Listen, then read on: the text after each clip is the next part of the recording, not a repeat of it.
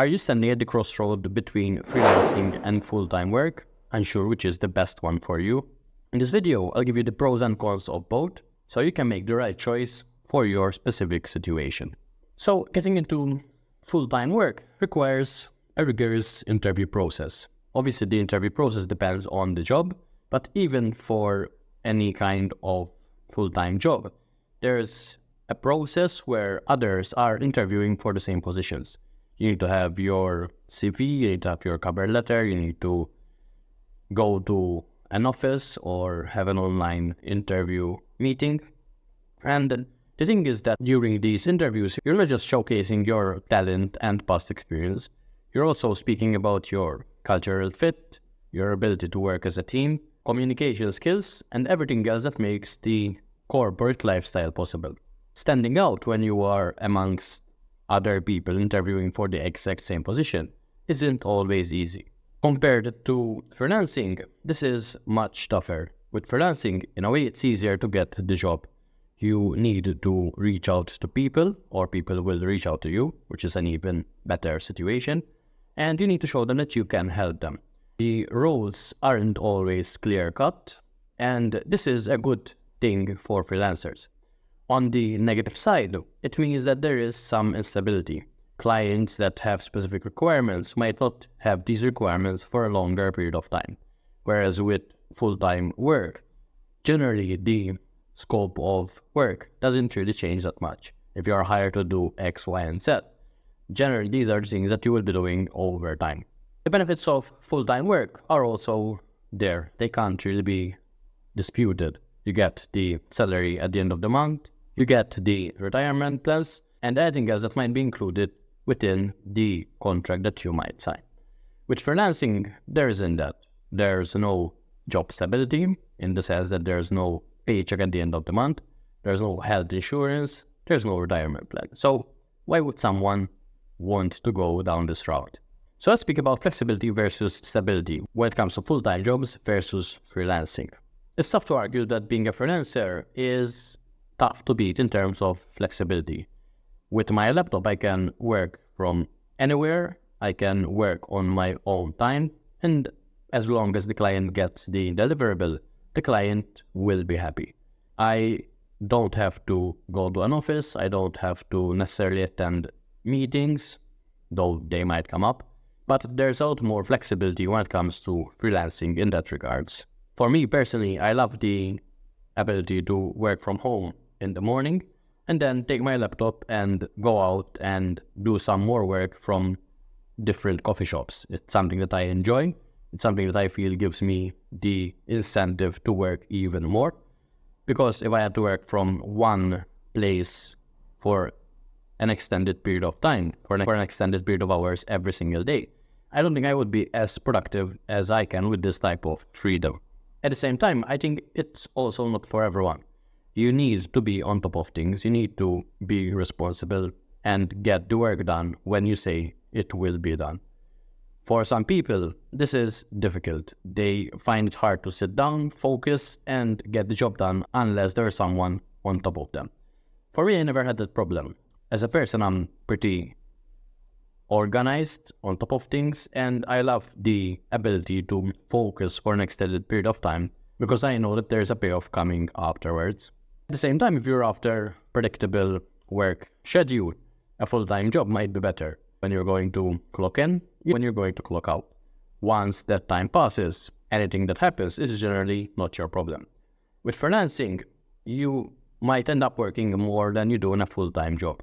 Ironically, many people get into freelancing because they think they will work less. And this is something that I had the notion of before I got into freelancing.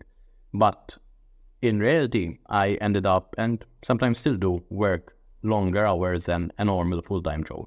And I'm okay with that. I love it because I know that I'm working for myself and that all effort is not necessarily going out to someone else. But I can see the direct benefit of what I do and the number of hours I put in my own life. So with this in mind, personal happiness and satisfaction is another factor to consider. If you're the person that needs to have structure around your life, that needs to have a start and then end time for your work, then going full-time and living that life is probably better suited. If you're the person that loves the freedom and adaptability of taking your laptop, working from a coffee shop, working from abroad, jumping on a plane, getting work done anyway, then the freelancing life might be better suited for you. Let's now speak about professional growth and earning potential, because it's another big factor in the freelancing versus full-time discussion. When it comes to freelancing, I feel that there is literally no ceiling to how far you can go. If you are the person that is always self-developing and is always investing in learning better things, newer ways of doing things, learning new skills, adapting a new character, adapting new beliefs that serve you, I feel that there is no ceiling to how much money you can make. Because the more people you help, the more value you provide, the more money you will make. Whereas with a full-time job, you are somewhat limited by what your employer says is possible. Even if you provide a ton of value for your company, the company will still get the majority of the earnings, of the income that you generate through your skills. So there is that as well. At the same time, it goes back to the person that just wants to start and stop working at a set time.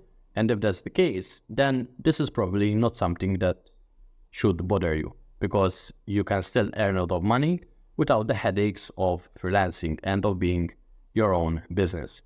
With freelancing, as I mentioned at the beginning, there's always that question mark of where the next paycheck will come.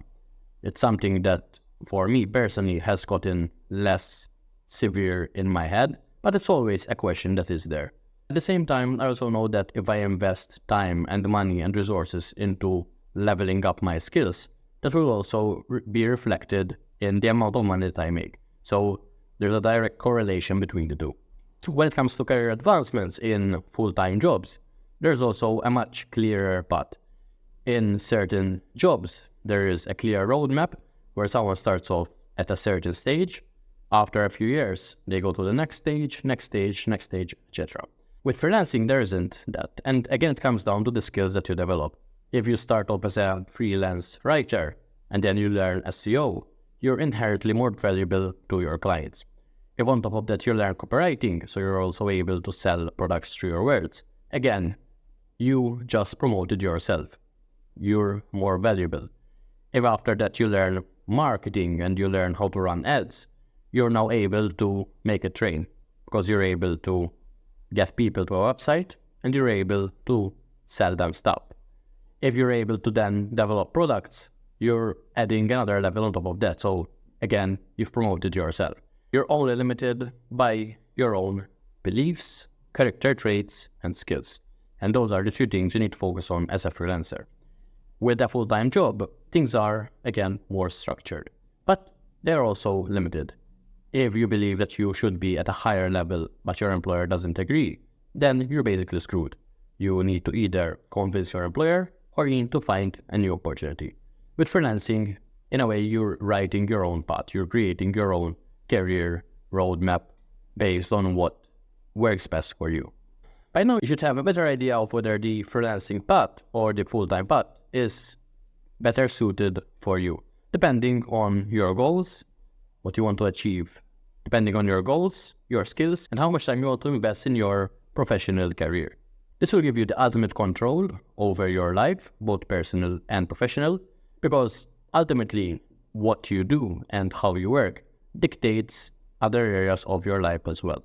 My invitation to you is to take on the journey head on, and when you decide which path is best for you, to focus on that and become the best version you can be down that path. There's no point in wondering what it looks like on the other side, because if you let it, the grass will always be greener on the other side. But I also believe that the grass is greener where you water it. So make a choice, go all in, and become the best you can be. If you want to choose the freelancing career path and want to learn how to start, check out the link in the description where I've provided a checklist that will give you clear step-by-step guidance as to how to do that. It follows the steps that I followed when I was starting out in my freelance journey, and in a way it removes the trial and error that I had to go through because I didn't have such a checklist. So check it out. I hope it helps you, and I'll speak to you in the next video.